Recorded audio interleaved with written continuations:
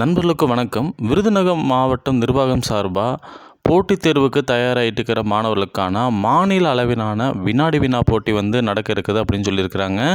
இந்த போட்டியில் வெற்றி பெறக்கூடிய மாணவர்களுக்கு பார்த்திங்கன்னா முதல் பரிசாக 1,00,000 ரூபாயும், இரண்டாம் பரிசாக 75,000 ரூபாயும், மூன்றாம் பரிசாக 50,000 ரூபாயும் தர்றாங்க.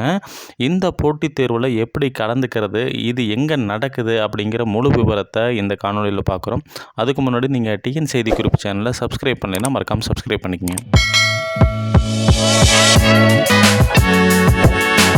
இந்த விருதுநகர் மாவட்ட நிர்வாகம் சார்பில் இந்த மாநில அளவிலான வினாடி வினா போட்டி நடக்குது அப்படின்னு சொல்லியிருந்தோம்.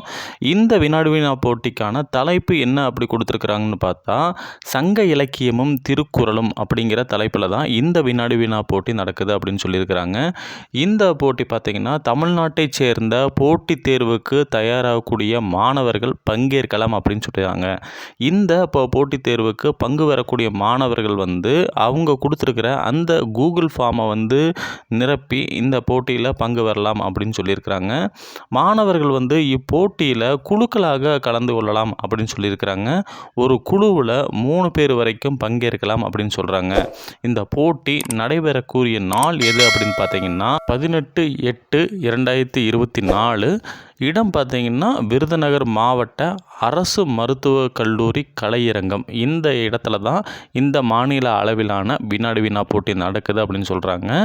இந்த போட்டிக்கு விண்ணப்பிக்கிறதுக்கு கடைசி நாளாக எப்போ சொல்லியிருக்கிறாங்கன்னா 15/8/2024 இந்த தேதிக்குள்ளே அவங்க கொடுத்துருக்கக்கூடிய அந்த கூகுள் ஃபார்மை ஃபில் பண்ணி இந்த போட்டியில் கலந்துக்கலாம் அப்படின்னு சொல்லியிருக்கிறாங்க. நம்ம ஏற்கனவே சொன்ன மாதிரி இந்த வினாடி வினா போட்டியில் வெற்றி பெறுவவங்களுக்கு முதல் பரிசாக 1,00,000 ரூபாயும், இரண்டாம் பரிசாக 75,000 ரூபாயும், மூன்றாம் பரிசாக 50,000 ரூபாயும் தர்றாங்க. இந்த போட்டியானது பார்த்திங்கன்னா 3 நிலைகளில் நடத்தப்படும் அப்படின்னு சொல்லியிருக்கிறாங்க. இறுதியாக வெற்றி பெறக்கூடிய அணிக்கு இந்த பரிசுகள் வழங்கப்படும் அப்படின்னு சொல்லியிருக்கிறாங்க. இதுக்கு என்ன தகுதி இருக்கணும் அப்படின்னு சொல்லியிருக்கிறாங்க அப்படின்னு பார்த்திங்கன்னா, நம்ம ஏற்கனவே சொன்ன மாதிரி தமிழ்நாட்டை சேர்ந்த போட்டித் தேர்வுக்கு தயாராகக்கூடிய மாணவர்கள் பங்கேற்கலாம் அப்படின்னு சொல்கிறாங்க. குழுக்களாக கலந்துக்கலாம், ஒரு குழுவில் 3 பேர் இருக்கலாம் அப்படின்லாம் சொல்லியிருந்தாலும், ஏதேனும் ஒரு போட்டித் தேர்வில் பங்கேற்றிருக்கணும். அந்த போட்டித் தேர்வில் பங்கேற்றதற்கான நுழைவுச்சீட்டினை கலந்து கொள்ளக்கூடிய நாளன்றைக்கு கொண்டு வரணும் அப்படின்னு சொல்லிட்டு ரொம்ப கண்டிப்பாகவே சொல்லியிருக்கிறாங்க.